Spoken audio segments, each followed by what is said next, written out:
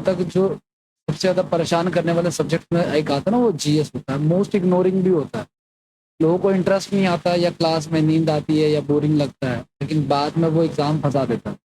ठीक है ना? और आपको नहीं पता, मैं इसमें बताऊँ आपको, ऐसा हमारे टाइम पे जब कभी भी किसी एग्ज़ाम का प्री होने के बाद जब मेंस होता था, उस मेंस में जीएस नहीं आती थी। लेकिन अब कोई भी एग्ज़ाम उठा लो, चाहे वो सीजीएल का, चाहे वो सीएचएसएल का, चाहे वो एमटीएस का, कोई भी एग्ज़ाम उठा लो, उसके प्री में भी जीएस आती है। उसके पहले जीएस के टीचर्स जो होते थे ना, उनको उतनी इज्जत नहीं मिलती थी। इज्जत मिलती थी मैथ्स के टीचर को ज़्यादा, क्योंकि मैथ्स के मार्क्स ज़्यादा होते थे, है ना? जिसके मार्क्स ज़्यादा होंगे, फिर उसके बाद जीएस के टीचर ने भी बोला कि अपन को भी चाहिए फुल इज्जत।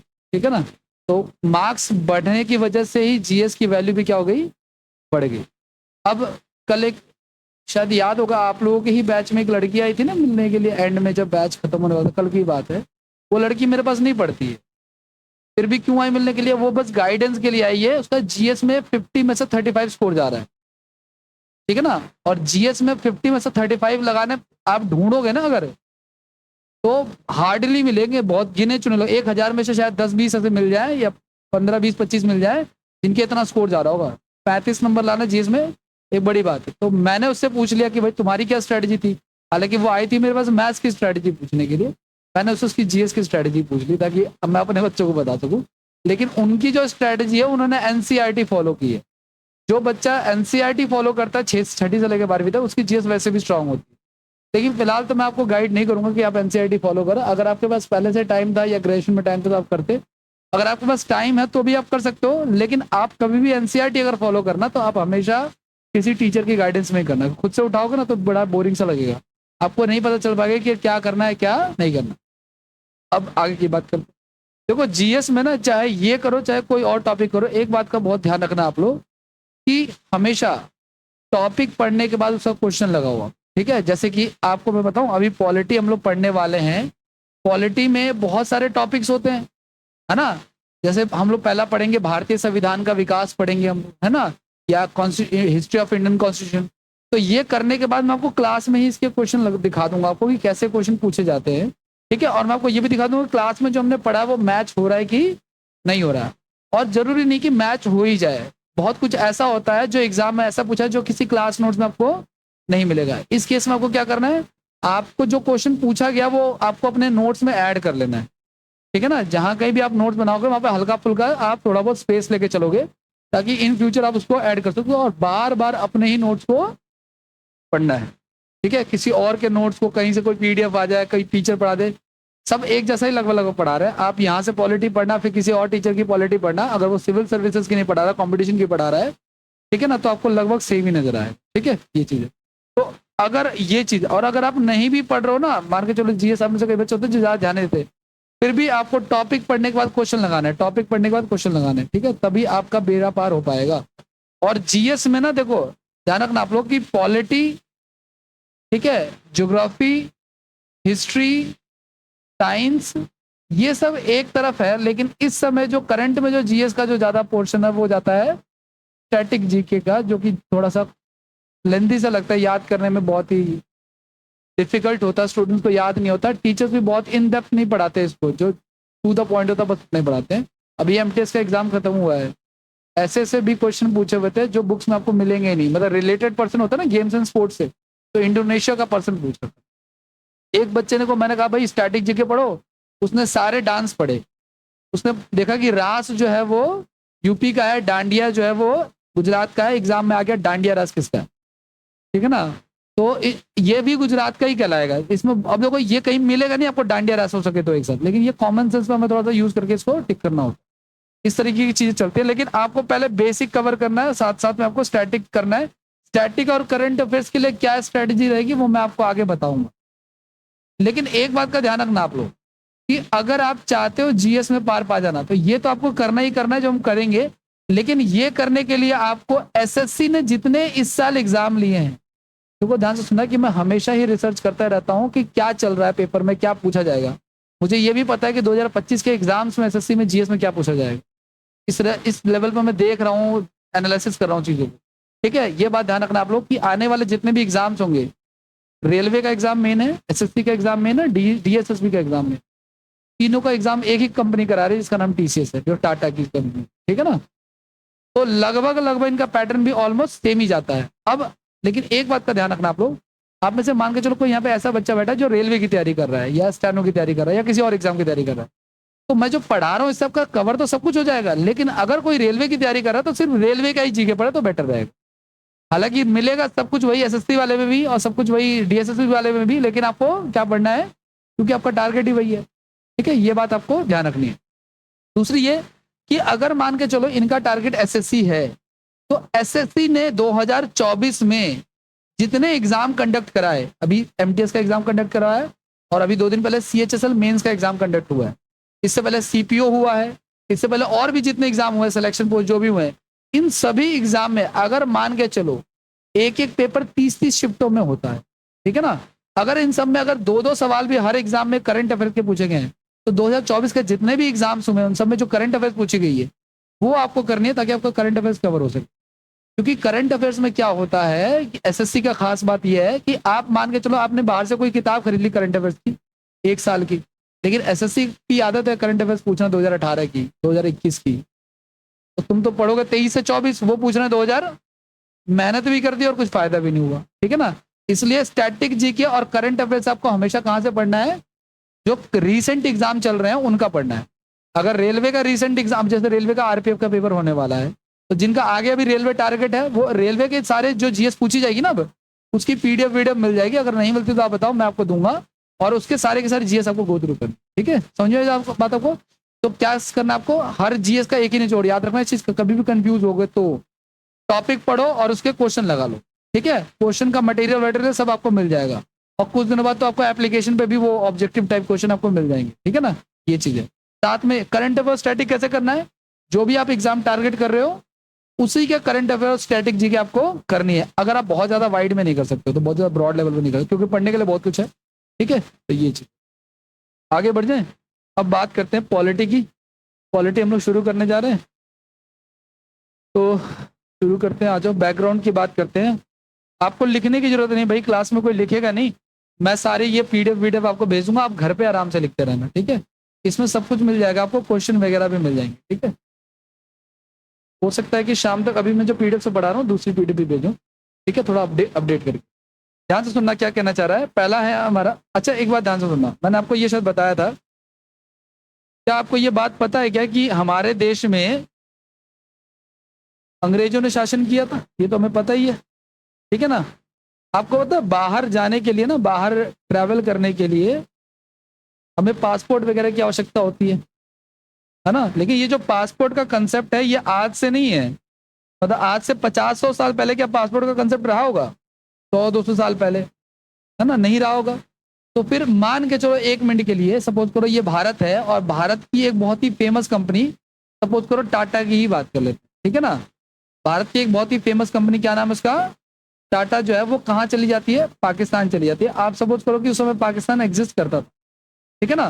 पाकिस्तान चली जाती है और वहां पे वो देखती है कि ये यहाँ के लोग तो बड़े ही बेवकूफ हैं, आपस में लड़ते रहते हैं, ठीक है ना, इनमें कोई कोऑर्डिनेशन नहीं है, लड़ाई करते रहते हैं पॉलिटिकल पावर के लिए। तो टाटा को ये लगता है कि यार पैसा तो मेरे पास भी, एक काम करते हैं मैं ही क्यों ना इसमें इन्वॉल्व हो जाऊं और मैं ही अपनी क्यों ना एक गवर्नमेंट बना दूं। तो टाटा भी ऐसा ही करता है, वो वहां पे इंडल्ज हो जाता है और क्या करता है, वहां पे एक अपनी गवर्नमेंट बना लेता है। अगर वो अपनी गवर्नमेंट वहां पे बना लेता है तो यहाँ की जो सरकार उस समय की होगी उसको तो लगेगा यार इसने तो वहां जाकर के अपनी एक पैरेलल गवर्नमेंट खड़ी कर दी है। तो उसको रोकने के लिए, उसको रेगुलेट करने के लिए सरकार उसके ऊपर कानून बनाएगी, ठीक है ना। सरकार उसके ऊपर क्या करेगी, कंपनियां, देखो कंपनियां अपने फायदे के लिए ना कहीं भी शिफ्ट हो जाती है, ठीक है ना। जैसे कि फॉर एग्जाम्पल अमेरिका में ना टैक्स बहुत ज्यादा है, तो जो फेसबुक की जो कंपनी है या जो गूगल है, अल्फाबेट वगैरह, ये इनको टैक्स ज्यादा ना देना पड़े इसलिए अपनी कंपनी को उन्होंने अमेरिका की होते हुए भी, ये अमेरिका के ही लोग हैं, अमेरिका के होते हुए भी उन्होंने डेनमार्क के कहीं और से रजिस्ट्रेशन करा रखा है क्योंकि वहां पर टैक्स नहीं। समझ पा रहे हो आप लोग? मान के चलो अगर मुझे कल को पता चल जाए कि नेपाल में कंपनी के फॉर्मेशन पर टैक्स नहीं लगता है, तो मैं अपनी कंपनी को कहाँ पे जाके रजिस्टर करा लूंगा, जो कहीं, और सारा का सारा इनकम में कहाँ मंगवा लूंगा, वहां पे टैक्स नहीं देना मुझे, ठीक है ना। ये सारे बचने के तरीके होते हैं, ये सब तरीके कंपनी वाले निकालते रहते। तो मान के चलो अगर टाटा ने अपनी खुद की एक सरकार खड़ी कर दी है ठीक है, तो उसको रोकने के लिए यहाँ की सरकार क्या करेगी, एक एक्ट बनाएगी, कानून बनाएगी, ठीक है ना। क्योंकि देखो टाटा भले ही वहां पे चल गया, लेकिन उसका ज्यादातर बिजनेस कहाँ था, इंडिया में ही था। सारा का सारा लाखों करोड़ की कंपनी को सरकार चाहे तो सीज कर सकती है। तो उसको रेगुलेट करने के लिए उन्होंने क्या बना दिया, रेगुलेटिंग एक्ट बना दिया। आप समझो इस चीज को आप लोग, कि इंग्लैंड में भी ऐसा ही हुआ कि इंग्लैंड एक देश है, वहां पे सरकार है, संसद है, सारी व्यवस्थाएं हैं, राजा भी है, संसद भी है, सब कुछ है। लेकिन वहां के कुछ लोग ऐसे ही, जैसे मान लो हम जैसे लोग आपस में मिल जाते हैं, सोचते हैं कंपनी बनाते हैं और जाकर के बिजनेस करते हैं कहाँ पे, इंडिया में, ठीक है ना। तो कुछ लोगों ने मिलकर बिजनेस किया कहाँ पे आकर के, इंडिया में। और यहाँ पे मौका देखते ही क्या लगा लिया, यहाँ पे देखा कि राजा तो यार बड़े बेवकूफ है, लोग भी बड़े बेवकूफ है, आपस में लड़ते रहते हैं, है ना। तो उन्होंने देखा और देखने के बाद क्या कर दिया, यहाँ पे मौके का फायदा उठाना शुरू कर दिया। और यहाँ पे धीरे धीरे क्या हो गया, ये स्ट्रांग हो गए, डोमिनेंट हो गए। जब वहां की गवर्नमेंट को ये पता चला तो उन्होंने उसको रेगुलेट करने के लिए क्या बनाया, रेगुलेटिंग एक्ट। हालांकि ये उनको पता नहीं चला, उन्होंने स्टार्टिंग से ही डे वन से ही रेगुलेटिंग एक्ट बनाया था, है ना। ब्रिटेन को संसद की जननी कहते हैं, संसद का फॉर्मेशन ब्रिटेन से ही होता है, 1200 समथिंग में उनका संसद बन चुका था। हालांकि ओरिजिनल देखोगे एंशिएंट टाइम पे तो भारत ही है, लेकिन मैंने कहा ना हमारा इतिहास हमने नहीं लिखा, इसलिए हम कह नहीं सकते, ठीक है। तो क्या हुआ, वो जो कुछ लोग जो ब्रिटेन के थे उन्होंने एक कंपनी बनाई, कंपनी का क्या नाम था, ईस्ट इंडिया कंपनी। कंपनी का क्या नाम था, ईस्ट इंडिया कंपनी। अब आपने देखा होगा शायद, ये मान के चलो ये पूरा ग्लोब है गाइस, आपको पता ना ये ईस्ट है और ये क्या है। तो जितने भी आपको पता है बहुत सारे महाद्वीप भी हैं, ये जैसे कि मान के चलो अमेरिका है, ये अफ्रीका है, ये एशिया महाद्वीप है, ये यूरोप है ना, ये भारत मान लेते हैं यहाँ पे फिलहाल, ये ऑस्ट्रेलिया। तो ये जो यूरोप महाद्वीप है, यहीं से सबको किधर आना था, ईस्ट की तरफ आना था। तो आज जितने भी विदेशी हमारे यहाँ पे आए, हमारे यहाँ पे सिर्फ अंग्रेज नहीं आए, हमारे यहाँ पे कौन कौन आए, हमारे यहाँ पे पुर्तगाली आए, ब्रिटिश आए, डच आए, डेनिश आए, स्वीडिश आए, फ्रांसीसी भी आए ना, बहुत सारे आए। लेकिन कामयाब कौन रहे, ये सारे के सारे यूरोप से ही आए, एक ही महाद्वीप से आए। लेकिन सबसे पहले पुर्तगीज आए थे, 1498 वास्को डी गामा आया था, और लगभग वो 100 साल आता ही रहा, किसी को पता नहीं चला, बगल वाले देश को भी। फिर अंग्रेजों को पता चला, तो उन्होंने ऐसे कुछ लोग उन्होंने बिजनेस करना शुरू किया, परमिशन नहीं वहां की गवर्नमेंट से, फिर यहाँ पे बिजनेस शुरू करे, है ना। तो सारे लोग आए, लेकिन टिका कौन, ब्रिटिश। और कुछ हद तक पुर्तगीज भी टिके, पुर्तगीज अभी भी टिके हैं, है ना। अगर आप जाओगे ना भारत के इस वाले ये जो वेस्टर्न घाट वाला इलाका है, गुजरात से लेकर के, आपको बहुत सारे पुर्तगीज के आपको बनाए हुए किले विले दिख जाएंगे। उनका बनाने का आर्किटेक्ट अलग है, और मुगलों के बनाने का आर्किटेक्ट अलग है। जैसे हमारा हिंदूज का बनाने का अलग है ना।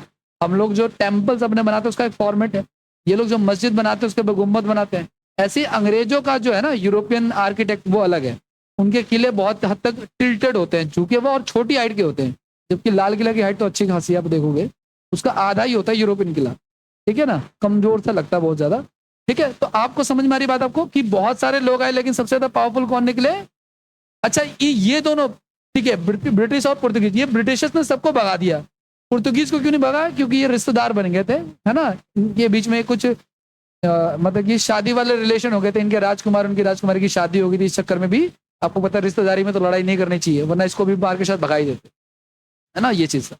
अब मैं आपको बात कर रहा था रेगुलेटिंग एक्ट के बारे में, है ना भाई, कि जो ईस्ट इंडिया कंपनी आई, ईस्ट इंडिया कंपनी वहां की सरकार की कंपनी नहीं है, कुछ प्राइवेट लोग ऐसे मुंह उठा के बिजनेस करने आ गए। उन्होंने आकर देखा कि यहाँ पे मौका अच्छा है, तो फैलना शुरू कर दिया, धीरे धीरे शुरू कर दिया फैलना। तो उसको रोकने के लिए वहां की सरकार ने क्या बनाया, रेगुलेटिंग एक्ट बनाया। एक्ट का मतलब कानून होता है, ठीक है ना। और ये एक्ट समय समय पर चेंज होते रहे। अब जब देश आजाद हुआ, तो देश आजाद होने के लिए देखो ध्यान से सुना आप लोग, जब कभी भी पिछली कोई व्यवस्थाएं जाती हैं और नई व्यवस्था आती है, अंग्रेजों को जाना था और भारतीयों को आना था, तो आप एक दिन में ऐसा नहीं कर सकते, अरे इनको हटाओ इनको लेके आओ, ऐसा नहीं कर सकते। जब दो व्यवस्थाओं को अगर हटाना होता है ना, तो उनके बीच में प्रॉपर एक तरह से कह लो, एक तरह से ना जैक सा लगा होता है, मतलब कि चीजें एकदम से खाली ना हो।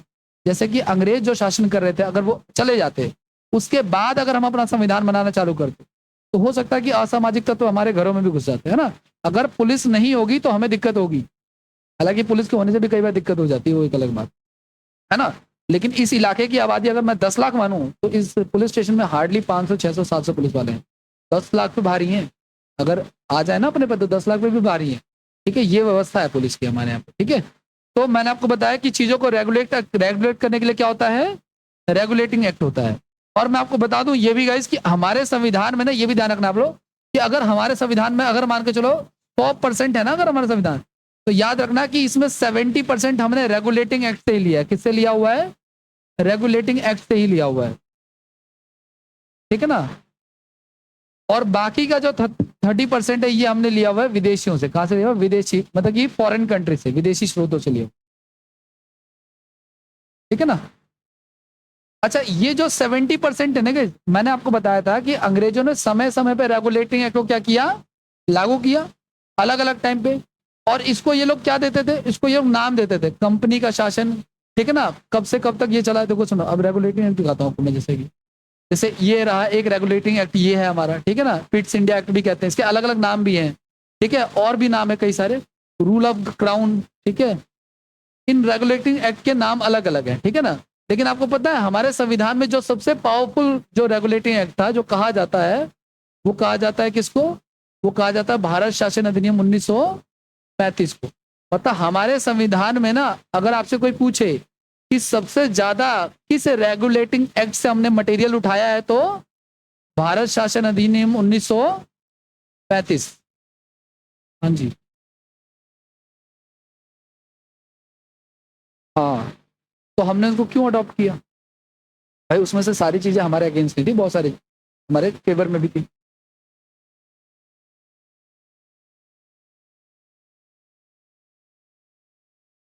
नहीं देखो, रेगुलेटिंग एक्ट में ना कुछ लॉज वगैरह होते थे, जैसे चोरी की पनिशमेंट क्या होगी, या किसी ने आईपीसी बना दी, या इस तरह की चीज। तो हमारे जो काम की चीजें थी वो हमने लिया, हमने सारा का सारा नहीं लिया, ठीक है ना, ये चीज है।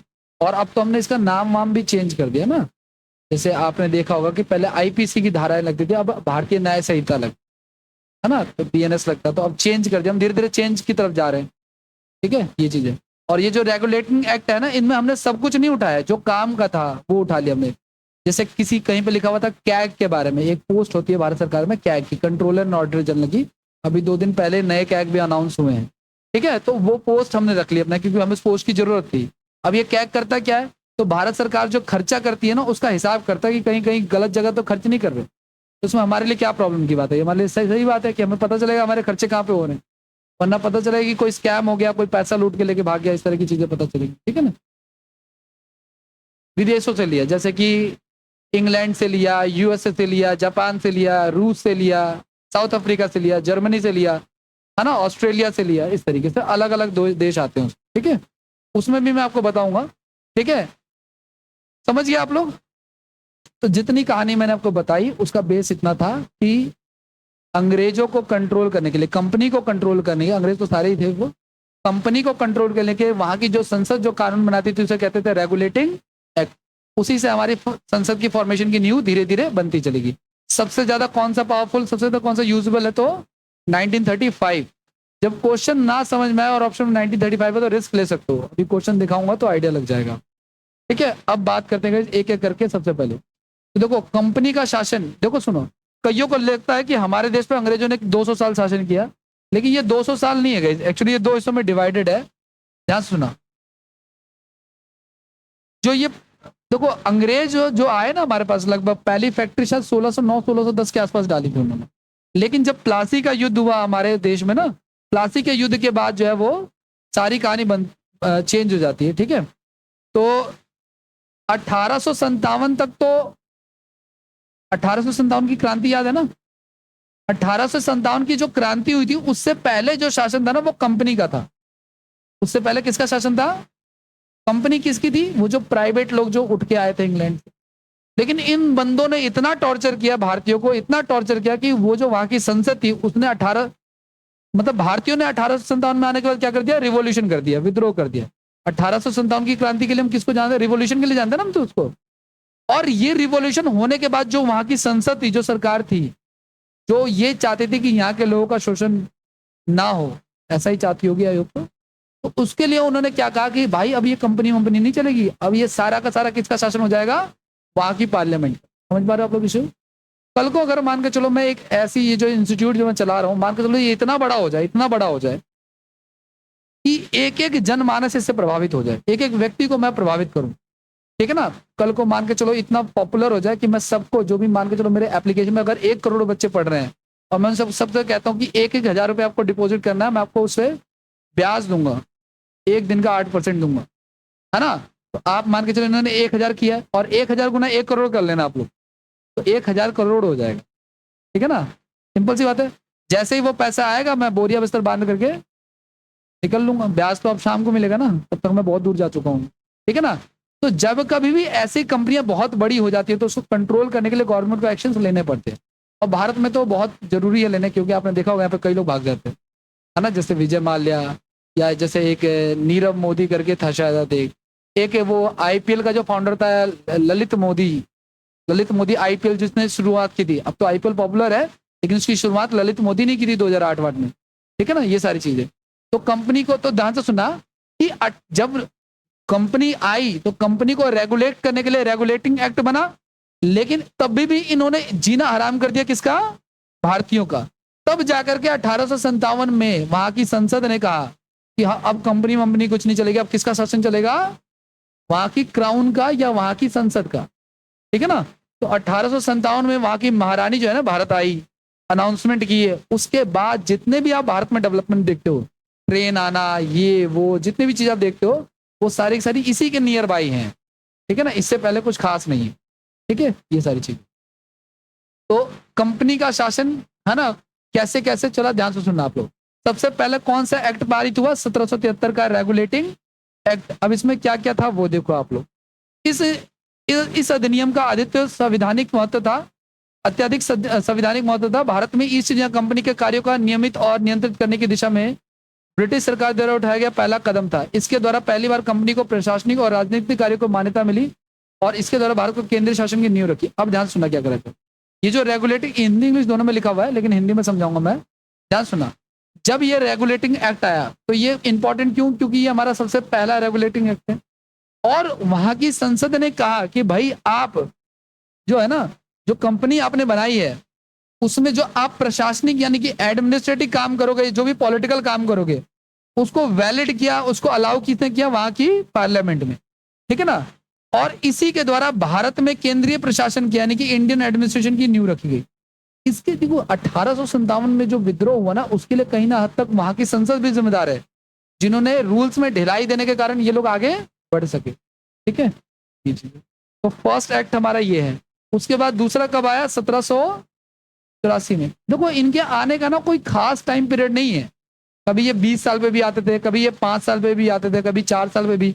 अगर मान के चलो कोई आफत आ गई तो अभी कभी एक नया कानून बनाना पड़ेगा, है ना, वही सीन था यहाँ पे, ठीक है। आगे बढ़ जाए। 1700 रेगुलेटिंग एक्ट 1773 में, देखो अब ये जो हमने बनाया तो इसमें हमने क्या किया, जो लास्ट वाला जो रेगुलेटिंग एक्ट बनाया था उसकी कमियों को हमने क्या कर दिया, दूर कर दिया, ठीक है ना। और इसमें हमने अमेंडमेंट किया, ठीक है। और इसी एक्ट को, इस एक्ट को गाइस पिट्स इंडिया एक्ट कहते हैं। क्या कहते हैं इसको, तो आपसे पूछेगा, क्या पूछेगा आपसे, आपसे कहेगा पिट्स इंडिया एक्ट कब आया, 1784 में आया, और इसी को क्या कहते हैं, रेगुलेटिंग एक्ट भी कहते हैं। या यूं पूछ लेगा आपसे कि किस रेगुलेटिंग एक्ट को पिट्स इंडिया एक्ट कहा जाता है, ठीक है। दोनों तरीके से अलग अलग क्वेश्चन पूछे। अगला, अच्छा जब तक ये चल, देखो मैंने तो बहुत कम लिखने की कोशिश की क्योंकि क्वेश्चन भी कम ही पूछे जाते हैं इससे, ठीक है ना। तो मैंने कहा ना आपसे कि रेगुलेटिंग एक्ट तो चल ही रहते चुपचाप से, लेकिन अत्याचार इतना बढ़ गया कि 1857 में क्या हो गया, विद्रोह हो गया। उसके बाद से किसका शासन हो गया, क्राउन का शासन हो गया, है ना। तो 1858 से, देखो ध्यान सुना, अच्छा देखो, इससे पहले जितने एक्ट आए उनको रेगुलेटिंग एक्ट कहते थे, क्या कहते थे उसको। लेकिन अब इसके बाद जो एक्ट आएंगे उसे कहेंगे भारत शासन, गवर्नमेंट ऑफ इंडिया एक्ट, ठीक है ना। तो ध्यान रखना कि उससे पहले वाले हैं रेगुलेटिंग और इसके बाद है गवर्नमेंट ऑफ इंडिया एक्ट। अब यहाँ पे जो काम करेगी ना गवर्नमेंट वहां की, वो यहाँ के लोगों के लोकल मतलब कि ज्यूरिडिक्शन, पुलिसिंग और इन सब चीजों पे काम करेगी। तो अब इसमें क्या कर रहे हैं, ध्यान सुनना है। इस महत्वपूर्ण कानून का निर्माण 1857 के विद्रोह के बाद किया गया, ठीक है ना। और ये जो विद्रोह है गई, इसको भारत का पहला क्या कहते हैं, पहला स्वतंत्रता संग्राम, फर्स्ट बैटल ऑफ फ्रीडम वगैरह कहते हैं इसको, ठीक है ना। इसको म्यूटिनिटी रिवॉल्यूशन भी कहते हैं, सिपाही विद्रोह। मतलब म्यूटिनिटी क्यों, क्योंकि आपको पता है मंगल पांडे वगैरह ने सबसे पहले इसमें विद्रोह किया था, इसलिए इसको म्यूटिनिटी भी कहते हैं, ठीक है। और क्या कहना चाह रहा है, भारत का जो शासन है ना, इसको अच्छा बनाने वाला अधिनियम के नाम से भी इसको जाना जाता है। मतलब ऐसा कौन सा अधिनियम है जो भारत के एडमिनिस्ट्रेशन को अच्छा बनाता है? तो ये 1858 का भारत शासन अधिनियम है, ठीक है ना। ये आगे की बात करते हैं और क्या कह रहे हैं। इसी अधिनियम के तहत कंपनी जो पहले शासन कर रही थी उसकी सारी की सारी पावर्स को कहां शिफ्ट कर दिया गया? क्राउन के पास, है ना, है ना। हमारा नहीं का शासन शुरू हो गया। क्राउन मतलब इंग्लैंड में तो राजा रानी का सिस्टम है ना अभी भी। तो क्राउन एक्चुअल में तो देखो वहां पे लोकतंत्र ही है ना। राजा रानी तो समझ लो हैं, बट वो बस नाम के चलते रहते। जैसे आप जाओगे उदयपुर तो उदयपुर के राजा अभी भी हैं, बट है यहाँ पे डेमोक्रेसी। अगर काम करोगे तो फिर आपको सजा मिलेगी। और यहाँ पे कानून सबके लिए बराबर है, तो यहाँ पे तो उदयपुर के राजा को भी लपेट दिया जा सकता है।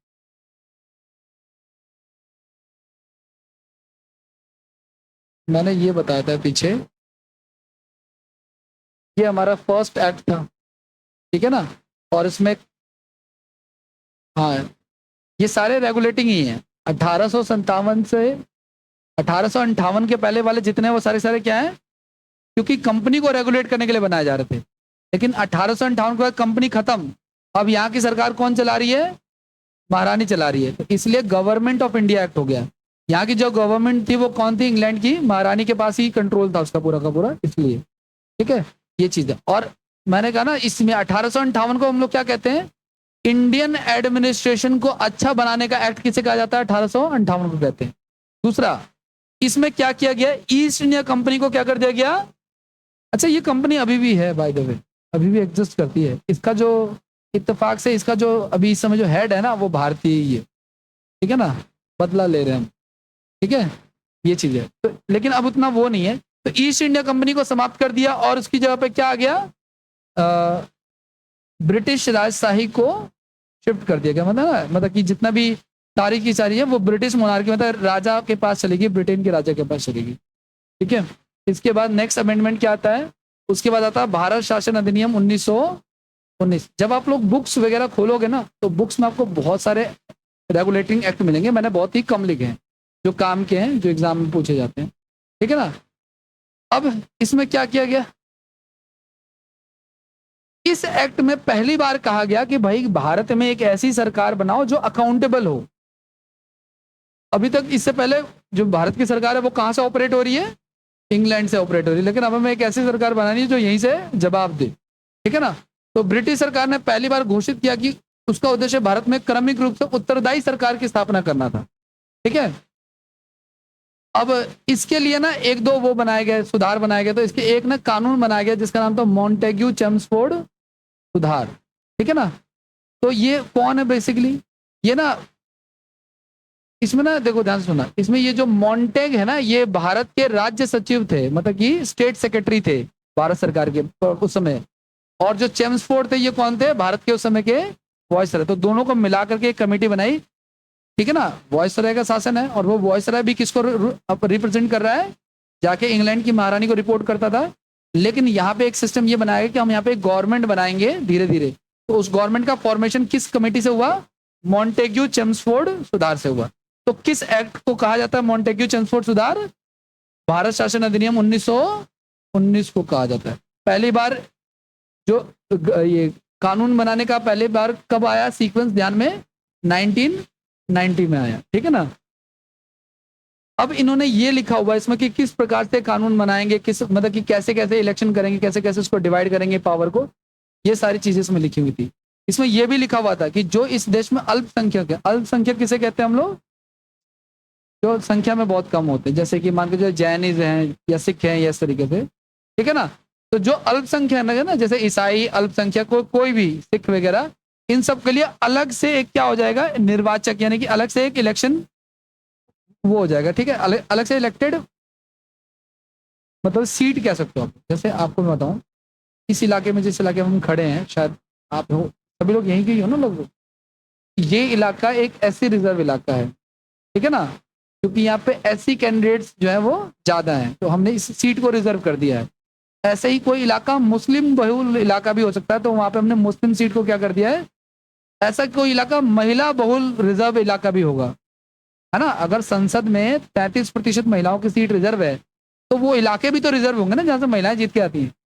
अगर आपको मंगोलपुरी से एमएलए का चुनाव लड़ना है तो आपको एससी होना पड़ेगा। अगर आप एससी कैटेगरी से नहीं है तो आप चुनाव नहीं लड़ सकते। सिर्फ मंगोलपुरी की बात कर रहा हूँ मैं, इस इलाके की।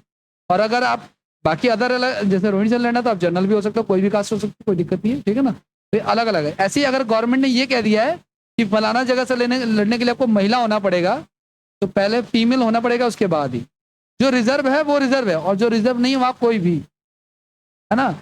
आपको पता है पहली शायद विधायिका हमारे सुल्तानपुरी से तो बनी है, वो जो किन्नर है ना, ना बॉबी बॉबी चौहान तो उसका बेटा है।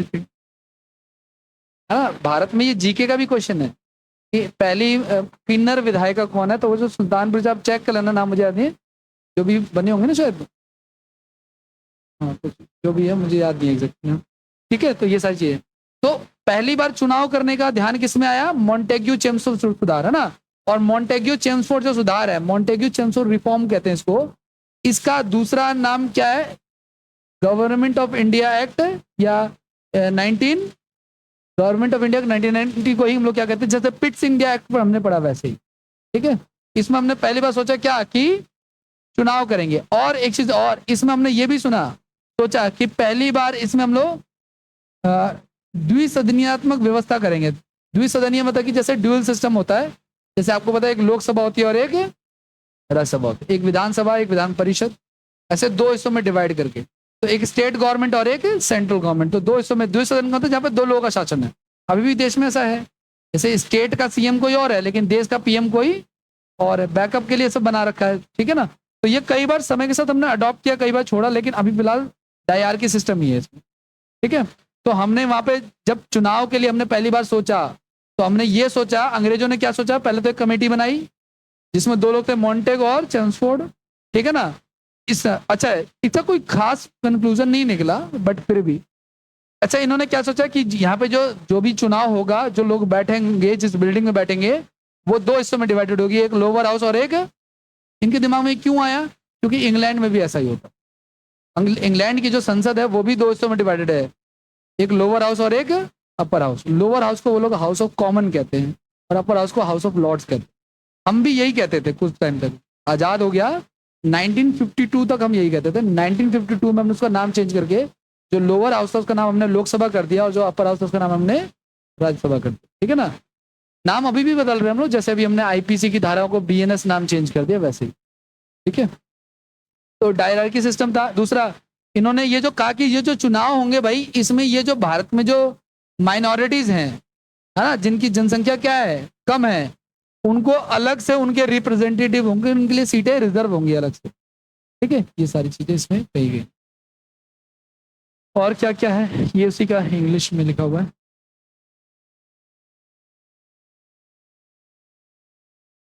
हाँ, नहीं जनरल, क्योंकि आप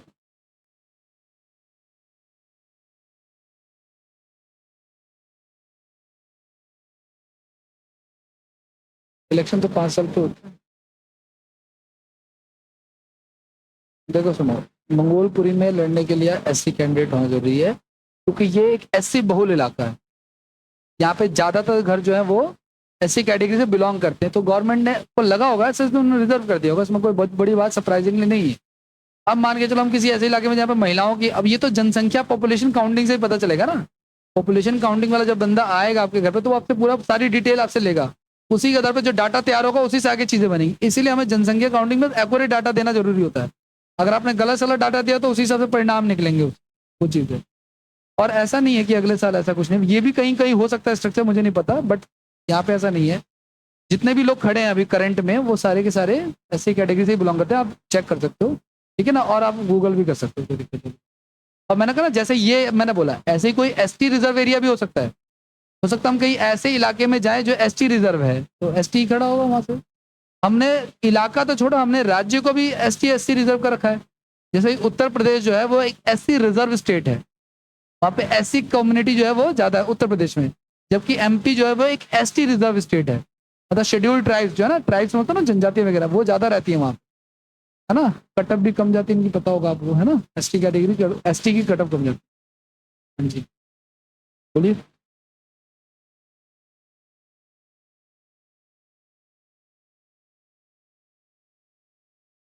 हाँ, कुछ स्ट्रक्चर डिसाइड किया उन्होंने। हाँ, ब्रिट इंडियन होंगे, इंडियन होंगे। इसके अलावा देखो, सुनो मैं बताता हूँ आपको, ये कब हुआ, 1919 में हुआ ना, बिल्कुल इंडियन होंगे सर, ठीक है ना, इंडियन ही होंगे।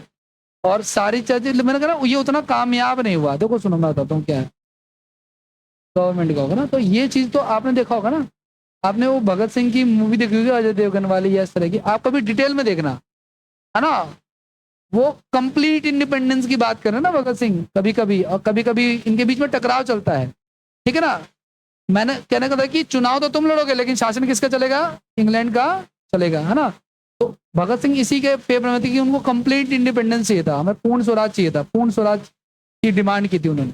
यही फाइट हमारे बीच में चलती थी। और इसी कश्मकश में ये जो 1919 में जो उन्होंने कहा कि हम चुनाव लड़ेंगे, उसको आजादी लेते लेते हम 1947 पहुंच गए हम लोग। अगर हमारा विजन और ज्यादा क्लियर होता तो हो सकता है कि, ठीक है ना, पहले भी मिल सकता था, हो सकता है। आगे आप बताओ सर, क्या कह रहे हो। हाँ नहीं, अल्टीमेट पोस्ट तो उन्हीं के पास, है ना, सब कुछ उन्हीं के पास था। यहाँ पे भले ही देखो, 1919 तक यहाँ पे कोर्ट वोर्ड भी बन चुके थे, कलकत्ता हाई कोर्ट बन चुका था, चेन्नई मद्रास बन चुका था। लेकिन आपको अगर कोई व्यक्ति अगर कलकत्ता हाई कोर्ट से भी कुछ नहीं है, तो वो इंग्लैंड के हाई कोर्ट में चैलेंज कर सकता था, है ना। यूपीएससी की परीक्षाएं इंग्लैंड में कंडक्ट कराई जा रही थी, ठीक है, सारा कुछ तो वहीं से ऑपरेट होता था अल्टीमेट। ये चीज, बहुत कुछ है ऐसा जो इंग्लैंड से ऑपरेट होता था। और बहुत सारी कंट्रीज अभी भी ऐसा करती हैं, वो मानती है इंग्लैंड, है ना। जैसे कि आपको पता है, वही राष्ट्रमंडल खेलों का हिस्सा बनेंगे, वही देश कॉमनवेल्थ गेम्स का हिस्सा बनेंगे, जो किसके उपनिवेश होंगे, किसके कॉलोनीज होंगे, ब्रिटेन की होंगे। मतलब ब्रिटेन ने जहां जहां पे शासन किया है, वही क्या होंगे, Commonwealth games. America Commonwealth games नहीं खेलता, ठीक है ना। हालांकि वो था अमेरिका, ये अंग्रेजों ने किसी को नहीं छोड़ा, अंग्रेजों का सूरज कभी नहीं डूबता था, ठीक है ना। मतलब जहां से सूर्योदय हो रहा है और जहां पे सूर्यास्त हो रहा है, हर जगह पे अंग्रेजों का शासन, ठीक है। लेकिन अमेरिका ने उस कैटेगरी में अपने आप को नहीं रखा, वो एक अलग बात है, लेकिन हमने क्यों रखा ये भी पता नहीं क्यों रखा।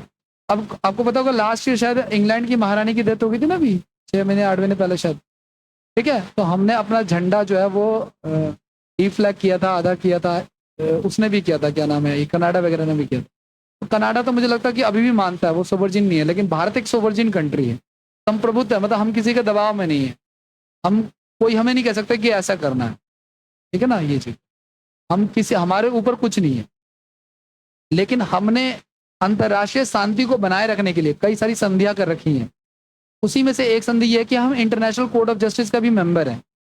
मतलब कि अगर कोई, मान लो पाकिस्तान को ये लगता है कि इंडिया ने कुछ गलत किया है, या हमें लगता है, तो हम उसके ऊपर जो केस करेंगे वो कहाँ करेंगे, हमारे कोर्ट में तो करेंगे नहीं, वो सुनेंगे थोड़ी हमारी कोर्ट की। कोर्ट का तो ज्यूरिडिक्शन होता है ना। अब इंडिया का कोर्ट का ज्यूरिडिक्शन बाहर थोड़ी अप्लाई होगा ना, नेपाल कोर्ट ये थोड़ी कहेगा कि नेपाल में जाओ पकड़ के लाओ, चाइना से जाके पकड़ के लाओ, पॉसिबल ही नहीं है। तो इसके लिए वो कंट्री जो आईसीजे के मेंबर्स हैं, वो उनकी बात हम मानते हैं, ये हमारी सोवर्जिनिटी पे खतरा नहीं है। ये तो हमने एज ए रिस्पेक्ट मान रखा था कि इंटरनेशनल पीस वगैरह बने रहे। इसका हमने एक केस भी लड़ा था, याद होगा, कुलभूषण यादव का, एक गंजा सा नेवी का आर्मी ऑफिसर था, जिसको पाकिस्तान ने अरेस्ट कर लिया था, न्यूज में चला था काफी ये, ठीक है। अमेरिका वाले को भी अंग्रेजी, हाँ अंग्रेजी बोलते हैं, हमारे सारे अंग्रेज हैं एक्सेप्ट नेपाल वाले, ठीक है ना। लेकिन एंग्लो इंडियन जब भी बोला जाएगा ना, तो आप समझना इसका मतलब अंग्रेज वो वाले जो हम पे शासन करते, ठीक है ना। वैसे इसका कोई मतलब तो नहीं है, लेकिन फिर भी ये मतलब समझा जाता है इसका, कि एंग्लो इंडियन का मतलब होता है एक ऐसा व्यक्ति जिसके जो पेरेंट्स हैं, ठीक है ना, मतलब एंग्लो इंडियन का मतलब क्या है, इंडियन प्लस में अंग्रेज, इसका मिक्स होता है। हाँ, अब जैसे आपने देखा होगा Anglo Sikh war, Anglo Maratha war, ये सब कभी नाम सुने होंगे आप। तो एंग्लो क्यों बोल रहे हैं, क्योंकि वो जो अंग्रेज जो लड़ रहे हैं उसमें कुछ भारतीय भी इंक्लूडेड है, ठीक है ना। और एक तरफ कौन है, सिख है। तो एंग्लो सिख वॉर, सिख तो लड़ ही रहे हैं, और एंग्लो में कौन है, अंग्रेज के साथ साथ। अब सारी आर्मी वो इंग्लैंड से थोड़ी बुलाएंगे, कुछ यहाँ के भी तो लोग थे जो आर्मी में शामिल थे। तो एंग्लो सिख वॉर कर रहे हैं, या एंग्लो मराठा वॉर कर रहे हैं, या कुछ भी कर रहे हैं, उसमें अंग्रेजों की सेना में भारतीय भी इन्वॉल्व है, और भारतीय खुश है इस बात से कि चलो कोई बात नहीं, सेफ है कम से। ठीक है, आगे बढ़ जाए, नेक्स्ट की बात करते हैं जो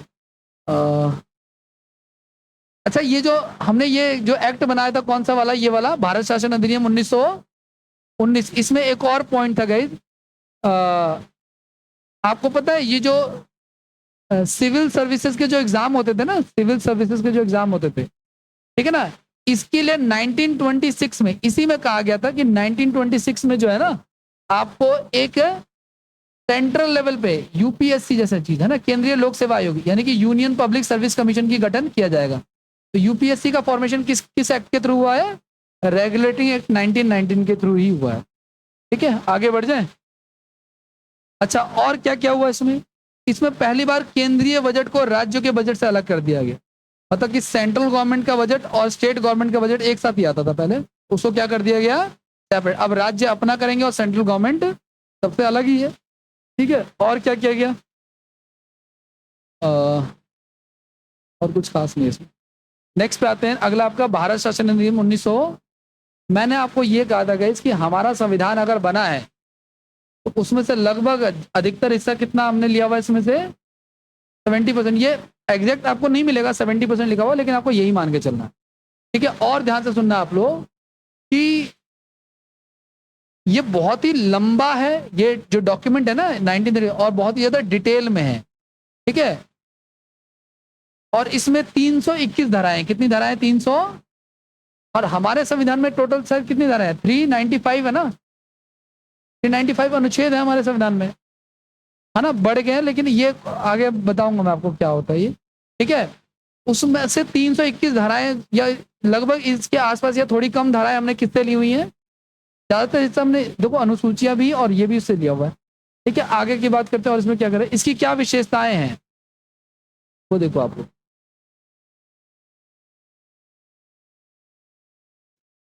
इसमें ना देखो सुनो, आपको पता है एक होता है सेंट्रल गवर्नमेंट, एक होता है स्टेट गवर्नमेंट। ठीक है ना, सेंट्रल गवर्नमेंट जिन मुद्दों पे कानून बनाती है उसे सेंट्रल लिस्ट कहते हैं, यानी कि केंद्रीय सूची कहते हैं।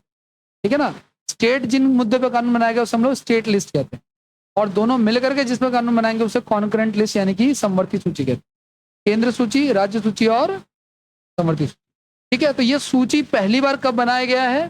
तो ये 1935 में बनाया गया। देखो, संघ सूची, राज्य सूची और, ठीक है ना, समझ। तो इसका कंसेप्ट कहां से आया? भारत शासन अधिनियम 1935 से आया। ठीक है ना, आगे पॉलिटी में पढ़ेंगे इसको, इसका कुछ हिस्सा हमने विदेशों से भी लिया है। ठीक है, आगे नेक्स्ट की बात करते हैं। अच्छा, हमने जो पढ़ा था ना, द्वैध शासन को लागू किया गया था 1919 में, इसमें क्या कर दिया गया? द्वैध शासन को समाप्त कर दिया गया और वापस से वही चीजें चालू कर दी गई जो पहले थी। ठीक है, द्वैध शासन, डायरार्की बोलते हैं, डायरार्की बोलते हैं इसको। मतलब कि आपने पढ़ा ना कि स्टेट गवर्नमेंट में यहाँ पे आम आदमी पार्टी की सरकार है और सेंट्रल गवर्नमेंट में बीजेपी की सरकार है, तो ये ड्यूल सिस्टम तो हाँ, जो अप्लाई किया था उसको चेंज कर दिया, है ना। ये अंग्रेजों द्वारा अडॉप्ट किया गया, बनाया गया। ठीक है ना, मैंने ये बताया था कि हमारा जो संविधान बना है उसका अधिकतर हिस्सा जो है वो इसी एक्ट से लिया गया। ठीक है, आगे नेक्स्ट की बात करते हैं, उसमें कुछ खास नहीं है, सेम ही रिपीट हो गया। अच्छा, इसमें कुछ इसमें शायद आपको ना दिख रहा हो, लेकिन कोई बात नहीं, मैं ऐसे लिखता हूँ। इसमें देखो, इसमें जो शेड्यूल कास्ट के लोग थे, जो महिलाएं थी, जो मजदूर वर्ग था ना, इनके लिए अलग से इलेक्टेड सीट का मतलब कि अलग से इनके लिए सीटें रिजर्व की गई। शेड्यूल कास्ट एरिया जैसा हम डिस्कस कर रहे थे, या वुमेन्स के लिए या फिर जो लेबर क्लास थी उसके लिए। ठीक है, और इसके अलावा और क्या क्या था? अच्छा, आपको पता है ये जो चुनाव होता था ना, इसमें हर किसी को वोट डालने का अधिकार नहीं था, लेकिन ये जो भारत शासन अधिनियम 1935 आया उसमें कहा गया कि जनसंख्या का लगभग 10% लोग जो है वो क्या कर सकते हैं? वोट डाल सकते हैं। सोचो आप लोग, 10% ही वोट डाल सकते हैं, ये रूल का मतलब पहले 10% से भी कम था। या पहले यूं रहा होगा कि जैसे मान के चलो मेरा कोई प्रतिनिधि है, बस वही वोट डालेगा, मतलब मैं वोट नहीं डाल रहा हूँ, मेरा कोई प्रतिनिधि होगा वही वोट डालेगा। कुछ एग्जैक्ट क्लैरिफिकेशन नहीं था मतलब इसके रिगार्डिंग। ठीक है, आगे इसके अलावा क्या कर आपका? रिजर्व बैंक की स्थापना की गई। आज जो आप देखते हो आरबीआई ना, सभी बैंकों का हेड कौन है? आरबीआई। तो रिजर्व बैंक की स्थापना 1935 में ही की गई थी, याद रखना आप लोग। आपको पता है रिजर्व बैंक को चलाने के लिए अलग से आरबीआई का एक्ट है, जिसमें वो बैंकों को पनिशमेंट वगैरह ये जो भी देता है वो लगाता है। तो उसका जो है ना उसको बनाया गया था इस समय। ठीक है, इसके अलावा और क्या किया गया? अच्छा, इसके अलावा अगर आपने देखा होगा कि जो सेंट्रल गवर्नमेंट में जो यूपीएससी बनाया गया है, ऐसे ही राज्यों के पास भी अपना यूपीएससी होता है। जैसे सेंट्रल गवर्नमेंट में एसएससी होता है, वैसे राज्यों का भी अपना एसएससी होता है। जैसे Bihar SSC, Haryana SSC, UP SSC, ऐसे। ठीक है, और जैसे सेंट्रल गवर्नमेंट का यूपीएससी है, वैसे ही स्टेट गवर्नमेंट में इसको पीएससी कहते हैं। क्या कहते हैं इसको? पीएससी, पब्लिक सर्विस कमीशन कहते हैं। अगर यूपी का है तो यूपी पीएससी, अगर बिहार का है तो बिहार पब्लिक सर्विस कमीशन, अगर मान लो महाराष्ट्र का है तो कर्नाटक का है, तो हर राज्य का अपना अपना है। तो यहाँ से जो आईएएस सेलेक्ट होंगे वो सिर्फ राज्य में काम करेंगे, लेकिन जो यूपीएससी वाला जो सेलेक्ट होंगे वो पूरे इंडिया में उनका ट्रांसफर होगा। ठीक है ना? हाँ, ये अलग से निकलती है, राज्यों की अलग से निकलती है। ठीक है ना? आगे बढ़ जाए। अच्छा, इसके तहत 1937 में संघीय न्यायालय यानी कि सुप्रीम कोर्ट का फॉर्मेशन किया गया। ठीक है, हाँ जी, सुप्रीम कोर्ट का फॉर्मेशन कब से शुरू हो जाता है? भारत शासन अधिनियम 1935 से शुरू हो जाता है। ठीक है, अब इसके अलावा एक और लास्ट में एक और अमेंड एक्ट पारित हुआ, कौन सा? 1940। इसको भारतीय स्वतंत्रता अधिनियम कहते हैं, क्योंकि भारत इसमें क्या हो गया था? स्वतंत्र हो गया था। और इसमें बताना ही क्या है, जब स्वतंत्र हो गया तो सारी कहानी आपको पता ही है। फिर मैं आपको बता देता हूँ कि ये जो एक्ट बना था ना, इसके लिए हमने जो है एक्ट बनाने के बाद आपको पता ही है कि, ध्यान से सुनना आपको, जब देश में आज़ादी का क्लैरिफिकेशन हो गया कि अब इसको क्या करना है, आज़ाद करना है, तो अंग्रेजों ने 3 तरह की पॉलिसीज रखी। उस समय कुछ लोग ऐसे थे जो भारत में रहना चाहते थे, कुछ लोग ऐसे थे जो पाकिस्तान जाना चाहते थे, कुछ लोग ऐसे भी थे जो कहीं नहीं जाना चाहते थे, वो अपने राज्य को ही स्वतंत्र राज्य घोषित करना चाहते थे, इंडिपेंडेंट कंट्री। ठीक है ना? और मैं आपको बताऊं, एक खास बात ये भी थी इन लोगों की कि ये जो अंग्रेज थे ना, ये जो छोटे छोटे राजा वाजा थे, प्रिंसले स्टेट जिसको कहते हैं, रजवाड़े, इनको अल्लाह इनको बहुत तवज्जो देते थे, मतलब बहुत वैल्यू देते थे इनको। ठीक है ना? इसीलिए जब भारत का ये जो एक्ट पास हुआ, उसमें 3 कंडीशन कहेगी कि अगर ये जो छोटे छोटे राजा हैं, जैसे उदयपुर के राजा है ना, जूनागढ़ के नवाब, हैदराबाद के नवाब, यहाँ के नवाब, वहाँ के राजा, ये इनके मूड के ऊपर है कि ये रहे तो भारत में रहना चाहे तो रह सकते हैं, चाहे तो पाकिस्तान चले जाए, और अगर कहीं नहीं जाना चाहते तो ये अपने आप को इंडिपेंडेंट भी घोषित कर सकते हैं। अगर इन्होंने अपने आप को इंडिपेंडेंट घोषित कर दिया तो समझ लो आप लोग क्या होगा? देश के बीचों बीच में एक नया देश बन जाएगा। समझ लो आप लोग, जहां जाने के लिए हमें परमिशन लेनी पड़ेगी, अगर ट्रेन वहां से गुजरेगी तो हमें परमिशन लेनी पड़ेगी। ठीक है ना? तो ऐसा उन्होंने कहा, और ये जो स्ट्रक्चर बनाया गया था उसका इसको लीड कौन कर रहा था? माउंट बेटन लीड कर रहे थे। ठीक है ना? तो हमारे यहाँ पे थोड़े योग्य व्यक्ति ज्यादा थे, उन्होंने जैसे तैसे करके सभी को क्या कर लिया? मर्ज कर लिया। ठीक है ना? 2-3 राज्यों के साथ समस्याएं आई, एक हैदराबाद के साथ, एक जूनागढ़ के साथ, और एक जम्मू कश्मीर। ठीक है ना? तो हैदराबाद वाला चाहता था कि मैं कहीं नहीं जाऊंगा, और जूनागढ़ वाला चाहता था कि मैं सिर्फ पाकिस्तान जाऊंगा। जूनागढ़ पता है क्या आपको? गुजरात के बॉर्डर पे है बिल्कुल, है ना? तो उसके लिए पाकिस्तान जाना आसान है। जो गुजरात के बॉर्डर पे है, पाकिस्तान के बगल में, उसके लिए पाकिस्तान जाना आसान है। लेकिन जो हैदराबाद में बैठा वो कहेगा मैं पाकिस्तान जाऊँ। ठीक है ना? आप समझो इस चीज। अच्छा, जब पाकिस्तान बना तो पाकिस्तान वालों की ये डिमांड थी कि हमें 2 पाकिस्तान चाहिए, एक ये वाला पाकिस्तान चाहिए और एक है जो बांग्लादेश जिसे कहते हैं उसको पूर्वी पाकिस्तान कहे, क्योंकि ईस्ट में है इसलिए पूर्व, और ये वह वेस्ट में। और उन्होंने साथ में एक और डिमांड की थी, वैसे आपको ये नॉलेज शायद व्हाट्सएप पे मिलेगी, कि हमें यहाँ पे जाने के लिए क्या चाहिए? एक 20 किलोमीटर चौड़ा एक रास्ता भी चाहिए। ठीक है ना? बीच में से। ठीक है, तो रास्ता तो मना हो गया। और ऐसे जब कभी भी कोई देश ऐसे राज्य मांगेगा तो जाहिर सी बात है वो ज्यादा दिन सक्सेस नहीं चल सकता। तो जैसे तैसे होते 1971 में आते थे, ये जो है फ्री हो गया पाकिस्तान से, और ये नया देश क्या बन गया? बांग्लादेश। ठीक है ना? हाँ, जब इंडिया से लड़ाई होती थी तो ये ऐसे जाते थे, पाक जल डमरू होते हुए। ठीक है ना? वरना ऊपर से जाने की उनको अनुमति नहीं है। अगर हमारी उनकी फाइट हो जाए तो ये ऊपर से नहीं क्रॉस कर सकते, जब तक हम अलाउड नहीं करेंगे। नहीं नहीं, हैदराबाद वाले फ्री थे। मैं एक एग्जांपल बता रहा हूँ आपको कि हैदराबाद वाले अगर जाते हैं पाकिस्तान तो उनके लिए समस्या है ना। लेकिन जूनागढ़, नहीं नहीं नहीं, जमीन को ही पाकिस्तान से रिलेट कर देंगे। मतलब वहां पे जो बंदा चुना जाएगा वो रिपोर्ट करेगा पाकिस्तान की संसद में। जमीन ही तो मुद्दा है, और क्या मुद्दा है? लोग तो आज नहीं है, 50 साल बाद गायब हो जाएंगे लोग तो, है ना? ये चीज है। तो हमने हैदराबाद को सैन्य कार्रवाई से अपने भारत में मिलाया। ठीक है ना? और आपको पता है हैदराबाद इतना रिच स्टेट था कि वहां का जो नवाब था हैदराबाद का, वो पेपर वेट में 20-20 करोड़ के तो डायमंड्स यूज करता था। कोहिनूर हीरा जो गोलकुंडा ही खान से मिला वो वहीं का ही है, एमपी का ही है ना, हैदराबाद आंध्र प्रदेश का ही, ठीक है ना। और ये बहुत ही रिच था, ठीक है, नहीं मिलना चाहता था, ना वो जाना चाहता था हिंदुस्तान, ना ही जाना चाहता था वो, तो हमने उसको सैन्य कार्रवाई से मिलाया।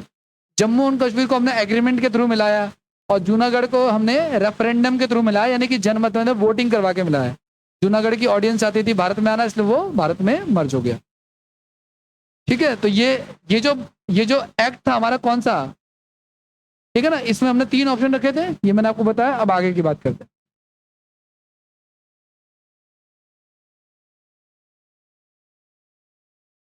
अच्छा, ये जो एक्ट था गई, इसके बाद से भारत में वायसराय का पद जो है वो क्या कर दिया गया, समाप्त कर दिया गया, ठीक है ना, और गवर्नर जनरल का पद बना दिया गया, ठीक है।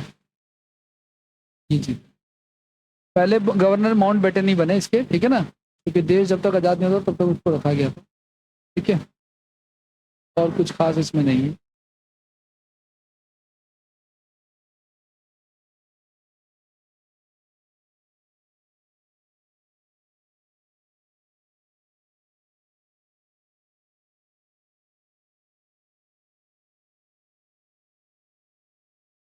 और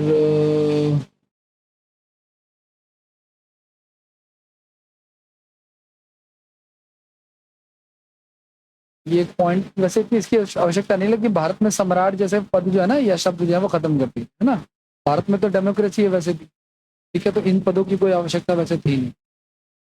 अब नेक्स्ट की बात करते हैं, आगे क्वेश्चंस की थोड़ी सी बात करते हैं। क्वेश्चन आपको इंग्लिश में भी मिल जाएंगे, लेकिन फिलहाल इसको जरा पढ़ो और जरा कोशिश करो आप लोग कि क्या आंसर कर सकते हो आप।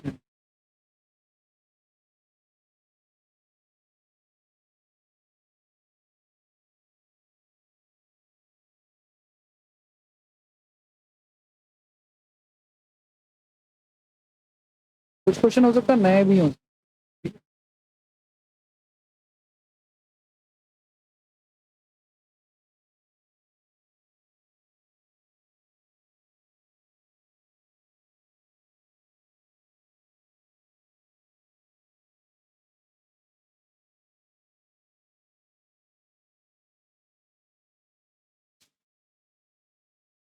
देखो सुनो, मैंने ये बात ध्यान रखना, मैंने आपको ये बताया था, नहीं इसका 10 वर्ष नहीं है। आ, मैंने आपको बताया था कि जब नए नए जब पहला आया था 1773 में आया था, और दूसरा कब आया था, 1784 है ना। तो पहला तो 10 वर्ष आया था, लेकिन 1813 के बाद से एक जो चार्टर्ड एक्ट आया था ना, अधिनियम आया था, उसमें ये कहा कि ये जो रेगुलेटिंग एक्ट है ये हर एक 20-20 साल पे आएंगे अब, ठीक है ना।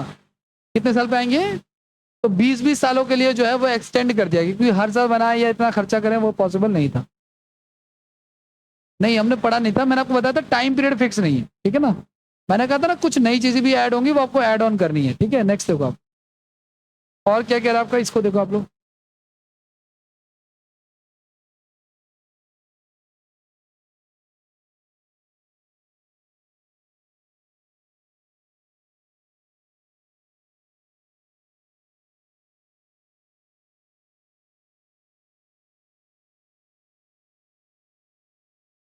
देखो सुनो, मैंने आपको ये बताया था गई कि 1858 से पहले जो कानून बनते थे उसको क्या कहते थे, रेगुलेटिंग एक्ट कहते थे, लेकिन उसके बाद क्या कहा जाने लगा, से गवर्नमेंट ऑफ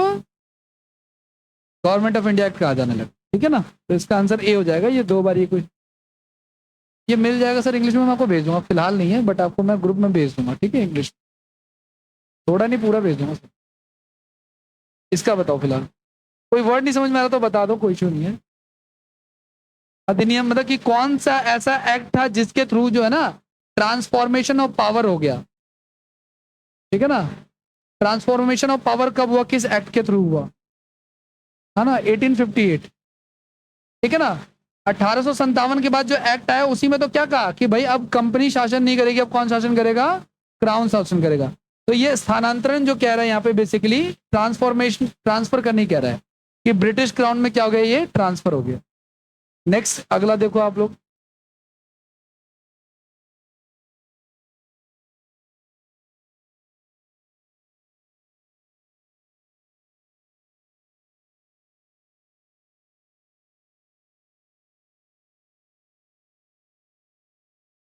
इसका आंसर मैं आपको बता देता हूँ, इसका आंसर ना 1892 है। क्या कहना चाह रहा है वो देख लो एक बार। कह रहा है ब्रिटेन में जो कानून ये जो पारित करते थे, पास करते थे, इसमें किसके थ्रू, वो जो विधान परिषद होते थे, लेजिस्लेटिव काउंसिल जो होते हैं जहाँ पे चुनाव लड़के लोग बैठते हैं, वहां पे सीटों का एलोकेशन पहली बार के इसके बारे में कब सोचा गया? तो 1892 में सोचा गया। आपको किसी बुक वगैरह में नहीं मिलेगा आपको, लेकिन याद रखना और नोट डाउन करके रखना। ठीक है, अगला नेक्स्ट है वो क्या कह रहा है आपको?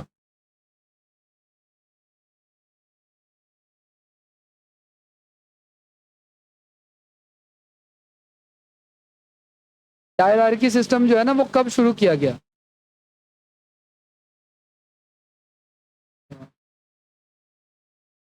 मैंने आपको बताया था कि इसकी शुरू किया गया था 1919 में, और खत्म कब किया गया था इसको?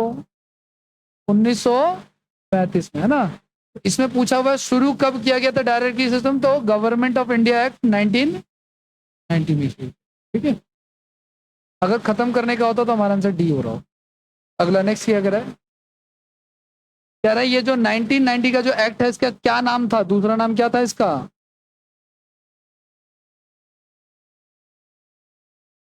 एक और ऑप्शन दे दूं मैं आपको, Pitt's India act. Pitt's India act किसका नाम था?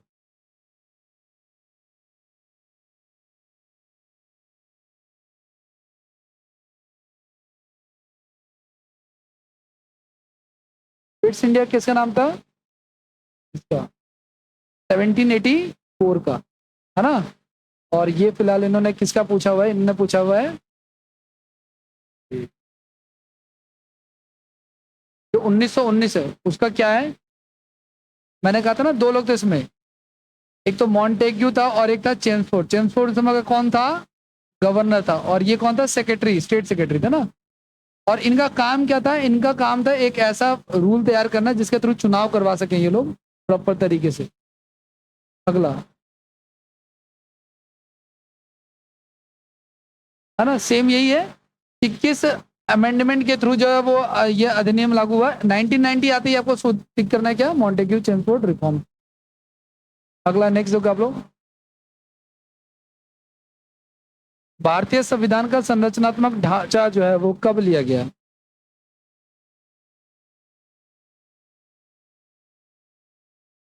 देखो सुनो, मैंने कहा था कि भारतीय संविधान अगर 100 उसमें पेजेस है ना, तो मैंने कहा 70% जो है वो किससे ले लिया है? 90 भारत शासन अधिनियम 1935 है ना। तो सारा का सारा स्ट्रक्चर जो है वो ज्यादातर जो है वो किससे तैयार हो रहा है?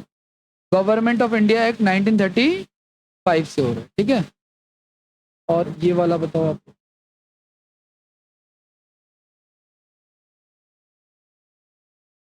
किसे ना प्रीडिसेसर बोलते हैं, कॉन्स्टिट्यूशन ऑफ इंडिया का किसे प्रीडिसेसर बोलते हैं? मतलब कि देखो, संविधान बनने से पहले ही ऐसा कौन सी जगह थी जहां पे भारतीय संविधान के रूल रेगुलेशन लिख दिए गए थे?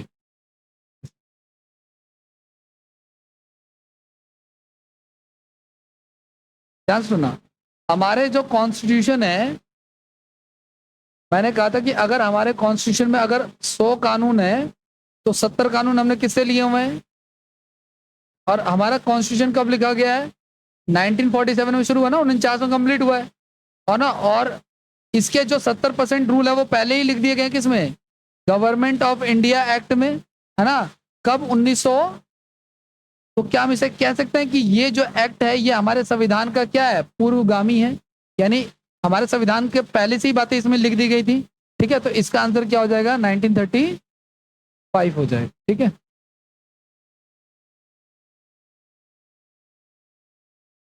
नंबर 11 बताना।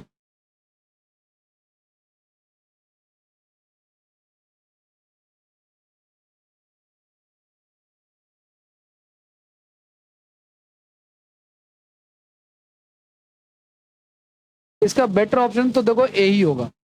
देखो, हमने तो कोई ऐसा भागीदारी एक्ट, पार्टिसिपेशन एक्ट जैसा कुछ पढ़ा ही नहीं, रजिस्ट्रेशन एक्ट या कंपनी एक्ट नहीं पढ़ा हमने। तो पहली बात तो ये आंसर होगा। दूसरी बात ये कि ये कहना चाह रहा है कि ऐसा कौन सा एक्ट था जिसके थ्रू हमने अपने जो भारतीय संविधान है या जो भारत है उसका जो गवर्नेंस है उसका विवरण, यानी उसका एक्सप्लेनेशन और उसका प्रोसेस, है ना, वो सब चीजों को डीपली डिफाइन किया कौन से एक्ट में, 1935 में। मैंने आपको एक बात बताई ना, अगर आपको क्वेश्चन ना समझ में आ रहा है या कम समझ में आ रहा है तो भी आप एक रिस्क ले सकते हो।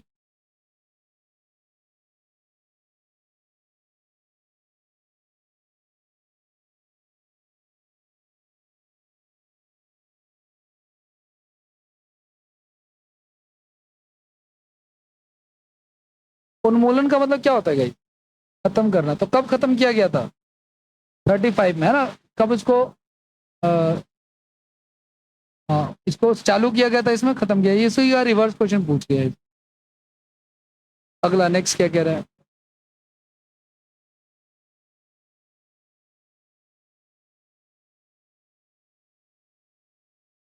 देखो, जब कभी भी मॉन्टेग्यू चेम्सफोर्ड की बात होगी तो हम 1919 के बारे में सोचेंगे। जब कभी भी 1919 की बात होगी तो हम मॉन्टेग्यू चेम्सफोर्ड के बारे में सोचेंगे, इससे ज्यादा हमें सोचना ही नहीं है। ठीक है। और 1784 के हो तो किसके बारे में सोचेंगे हम लोग? पिट्स इंडिया एक्ट के बारे में, है ना भाई। इसको क्या कहते हैं हम लोग? पिट्स इंडिया एक्ट कहते हैं। इनके नाम अलग अलग हैं, इनके नाम। और क्राउन एक्ट किसे कहते हैं हम लोग? 1858 को, है ना भाई। 1858 को क्राउन का शासन कहते हैं हम लोग। दो तीन नाम आपको ध्यान रखने हैं।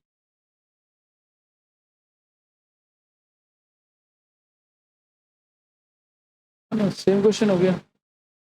ठीक है, इसका आंसर क्या हो जाएगा? कह रहा है कि लागू शुरुआत की गई थी, ठीक है ना, तो शुरुआत की गई थी 1900।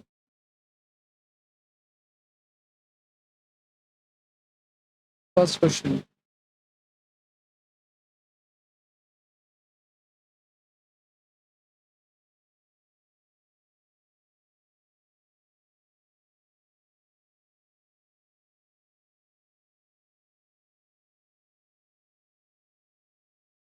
हाँ जी, क्या आंसर होगा इसका?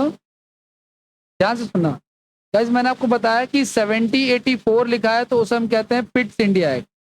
ठीक है। अगर मान के चलो आपके सामने लिखा हुआ है 1858 तो हम उसे क्राउन एक्ट कह सकते हैं। ठीक है ना। और अगर लिखा हुआ है क्या 1919 तो क्या कहते हैं हम उसको? Montague Chelmsford. ठीक है ना, मॉन्टेग्यू चेम्सफोर्ड कह सकते हैं। और 1947 है तो उसे हम कहते हैं भारत स्वतंत्रता अधिनियम, है ना भाई। तो इंडियंस इंडिपेंडेंट एक्ट कब पास हुआ था? ये 1947 में पास हुआ। ठीक है ना। देखो, जरूरी नहीं कि सवाल को करने के लिए आपने उसको एज इट इज ही पढ़ा हो। ठीक है। मान के चलो ये सवाल आपके सामने बिना पढ़ाए ही आता, तो अगर खुद भी आप सोचते हो ना थोड़ा सा कि 47, है ना, तो रिलेट करना जीएस में बहुत जरूरी है। अगर आपको कोई ये कह रहा है ना जीएस में, ये बातें मैं बताई नहीं, कि अगर आपका कोई दूर का दोस्त मित्र या कोई भी अदर टीचर ही क्यों ना कोई कह रहा हो कि जीएस कितना पढ़ोगे, इसकी तो कोई लिमिट ही नहीं होती है, ऐसा। तो मैंने कल आपको एक एग्जांपल दे दी ना, हमें लाइव, वो लड़की के 35 स्कोर जा रहा है। किसी दूसरे बैच में बताया ना, सीनियर, एक सीनियर बच्चे को उसकी आंखें फटी रही, तो 35 जा रहा है ना बेसिस को। अब उसकी समस्या उसका मैथ्स में नहीं आ रहा, लेकिन जीएस में तो उसने पूरा स्कोर कर दिया ना। और इंटरनेट ऐसा भरा पड़ा है ऐसे बच्चों से जिनका स्कोर 35 40 आउट ऑफ 50 जा रहा है जीएस में। ठीक है। तो लिमिट करने वाला होना चाहिए, करने वाला होना चाहिए। ठीक है। ये सारे टॉपिक है, इतना ही है इसमें। ठीक है। बाकी मैं आपको ना एक बार आप लोगों का पेपर जरा एक बार, हमने ना सबसे पहले पढ़ा है भारत का संवैधानिक विकास। हमने क्या पढ़ा भी है? भारत का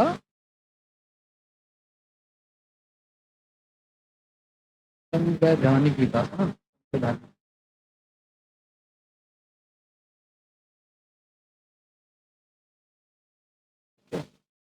इसके बाद जो नेक्स्ट हम टॉपिक पढ़ेंगे ना, वो पढ़ेंगे संविधान सभा के बारे में। ठीक है। इन्हीं सबको लेकर के जो हमारी संविधान सभा बनी, कॉन्स्टिट्यूएंट असेंबली बनी, वो पढ़ेंगे।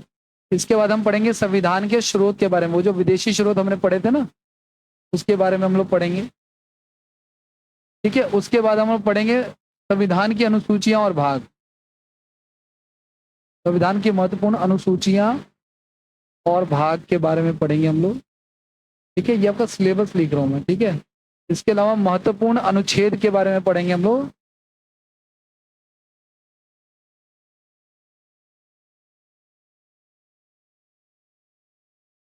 इसके अलावा हम लोग पढ़ेंगे इसमें संघ और राज्य क्षेत्र के बारे में।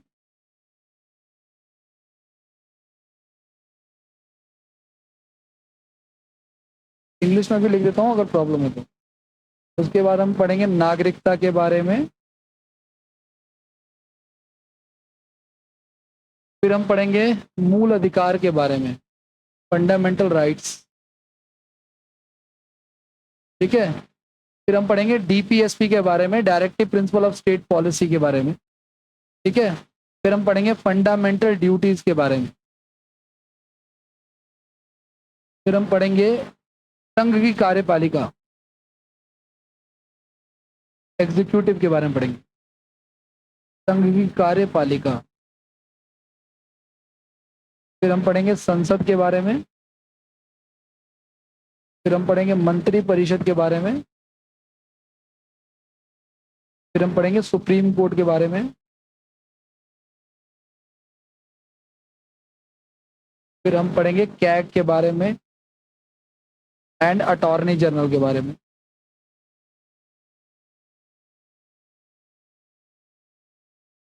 फिर हम पढ़ेंगे स्टेट्स के बारे में, स्टेट लेजिस्लेटिव असेंबली होता है ना, राज्य की कार्यपालिका, स्टेट एग्जीक्यूटिव के बारे में पढ़ेंगे हम कि स्टेट में कौन हेड होता है, कैसे काम चलता है वो। फिर हम पढ़ेंगे हाई कोर्ट के बारे में और पंचायत के बारे में, पंचायती राज सिस्टम होता है ना वो वाला। इसके अलावा पढ़ेंगे फाइनेंस कमीशन के बारे में,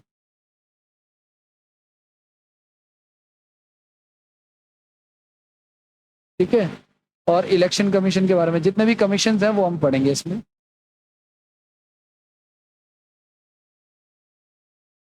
इसके अलावा हम लोग पढ़ेंगे यूपीएससी के बारे में और स्टेट पीएससी भी लिखवाया था ना आपको मैंने, स्टेट के बारे में, वो पढ़ेंगे हम लोग। इसके अलावा अमेंडमेंट्स पढ़ेंगे, संशोधन, क्या क्या संविधान में संशोधन किए गए मुख्य रूप से, और इंपॉर्टेंट कमिटीज के बारे में हम लोग पढ़ेंगे। ये आप लोगों का सिलेबस है पॉलिटी का, जो हमें कवर करना है नेक्स्ट 1 to 2 मंथ, ठीक है। लिखने का काम आपको घर पे करना है। एक बात और ध्यान रखना, ये नोट्स जो मैंने अभी आपको कराया ना, ये आपको अभी मिल जाएंगे शाम तक पीडीएफ के फॉर्म में, लेकिन ये नहीं मिलेंगे, दूसरे मिलेंगे। लेकिन उसके सारे पॉइंट्स आपको प्रॉपर तरीके से लिखने बनाने हैं। क्वेश्चन आप चाहो तो लिख सकते हो, लेकिन 1 लाइनर ही लिखना। क्वेश्चन नहीं भी लिखोगे तो भी चलेगा, क्योंकि क्वेश्चन के लिए तो आपको बुक वैसे भी लेनी, तो वहां से भी आप रिवाइज कर सकते हो, लेकिन नोट्स बनाने ज्यादा जरूरी है, ठीक है। ये चीज है। और बाकी ऐसे इसी सिलेबस को आगे हम लोग फॉलो करेंगे। आज के लिए इतना ही, बाकी